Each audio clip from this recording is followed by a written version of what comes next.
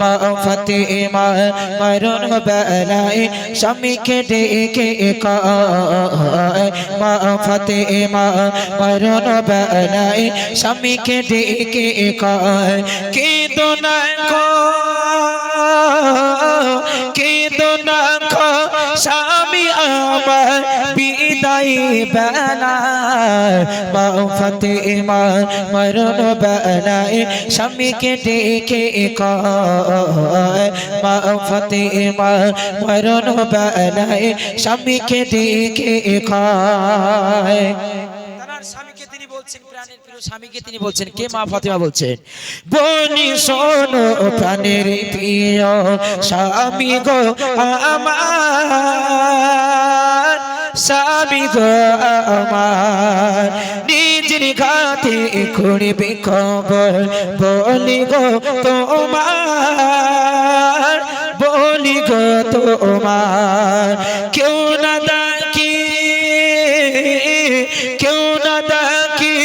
আমার দাফনে সময় বলছি বারে বারে মা ফাতেমা মরণ বেলায় স্বামীকে ডেকে কয় মা ফাতেমা মরণ বেলায় স্বামীকে ডেকে কয় কেঁদো না গো কেঁদো না গো স্বামী আমার বিদায় বেলায় মা ফাতেমা মরণ বেলায় স্বামীকে ডেকে কয় হাসান হোসেন খুব চিন্তায় পড়ে গেলেন ঘটনার গজল শুরু করলাম কিন্তু ঘটনামূলক কালাম গজল দেখুন তারপর দেখুন আমার প্রিয় কবি তিনি কি বলছেন একটু মন আকর্ষণ করবেন হাসানি হোসেন বলে মাগো কাকে বলছে হাসান হোসেন মাকে বলছে মাগো তুমি কেন ইন্তজার আসলে খাতুনে জান্নাত যখন মৃত্যুর সংবাদ যখন তিনি পেয়েছিলেন 180 দিন মানে 6 মাস পর 180 দিন 6 মাস পর সেই দিন থেকে তিনি তৈয়ার করছেন মৃত্যুর জন্য প্রস্তুতি নিচ্ছেন তাই দেখুন প্রিয় কবি তিনি বলছেন এমন নারী গয়নি গবে না সারা দুনিয়া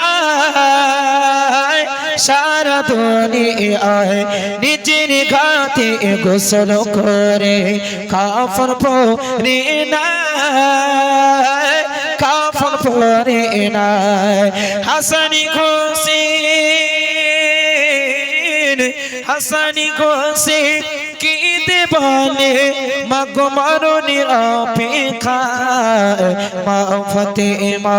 মরণ বেলায় স্বামীকে ডেকে কয় মা ফাতেমা মরণ বেলায় স্বামীকে ডেকে কয় মা ফাতেমা মরণ বেলায় স্বামীকে ডেকে কয় চলো চলো অনেকে ঘটনা শুনতে চাইছেন না আমি এবারে